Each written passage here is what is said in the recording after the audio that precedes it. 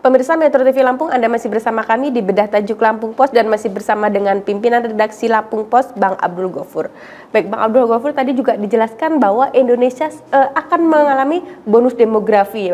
Nah, untuk menuju Indonesia Emas di 2045, seperti apa, Bang, untuk memanfaatkan bonus demografi di Indonesia ini? Ya, tentu saja keunggulan jumlah penduduk yang besar itu akan berdampak positif, manakala memang penduduk itu adalah sumber daya manusia yang berkualitas, ya, sumber daya manusia yang produktif, ya, yang bisa memberi dampak kepada perekonomian nasional secara keseluruhan, ya kan. Lain hal ceritanya kalau jumlah usia produktifnya tinggi, tetapi dari jumlah usia produktif itu yang terlibat dalam lapangan pekerjaan misalnya minim.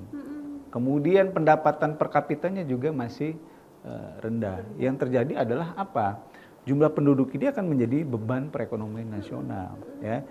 Banyak cerita di negara-negara lain yang setelah melewati bonus demografi, ya kan, di mana misalnya persentase usia produktifnya sudah tidak terlalu tinggi, bahkan lebih banyak persentase usia lansia, maka biasanya terjadi pelandaian laju perekonomian.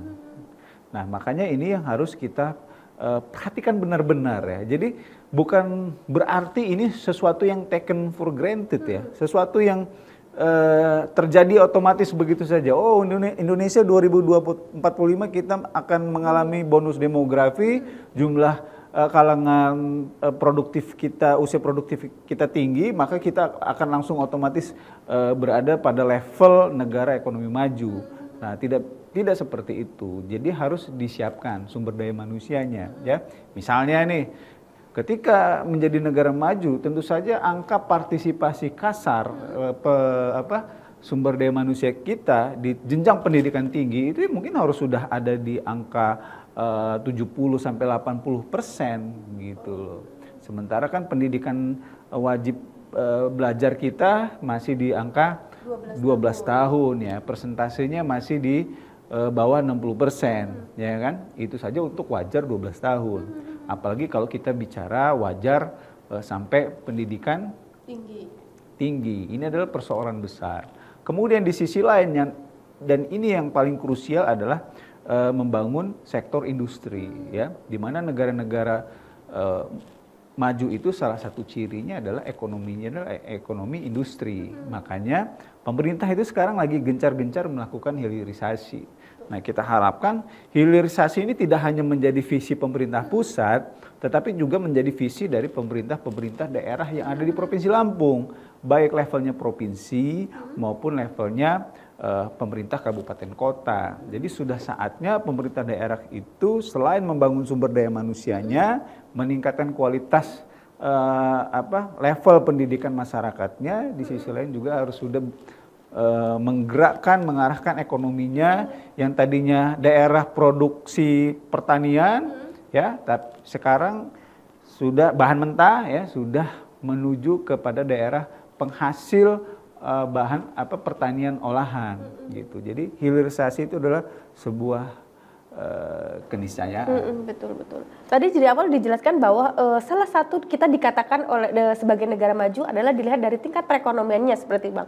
Sementara yang kita lihat adalah di Indonesia terutama di Lampung pendapatan per kapitanya masih cukup rendah. Bagaimana Bang Ago melihat ini? Apakah optimis atau seperti apa untuk menuju Indonesia 2045? Iya, kalau dilihat dari trennya itu harapannya ada, ya. Dimana misalnya kalau kita lihat saja dari IPM, ya, indeks pembangunan manusia di Provinsi Lampung itu sudah masuk ke level menengah atas, ya. Udah masuk ke menuju tinggi lah seperti itu. Dia udah levelnya itu udah menengah atas kalau tidak salah. Artinya dari IPM kita ada tren yang cukup positif, ya. Satu itu. Terus kedua kita lihat dari angka stunting, ya. Salah satu ciri negara maju adalah ya angka stuntingnya rendah, ya. Sementara kalau secara nasional kita masih ada di angka 21, sekian persen. Nah, kabar positifnya untuk Provinsi Lampung itu angka stunting kita itu sudah di angka 14,6%. Artinya ada beberapa modal, ya, yang sudah dimiliki oleh Provinsi Lampung. Nah, tinggal yang kita perhatikan itu adalah itu tadi ya, dari sektor pendidikan, kemudian dari sektor hilirisasi.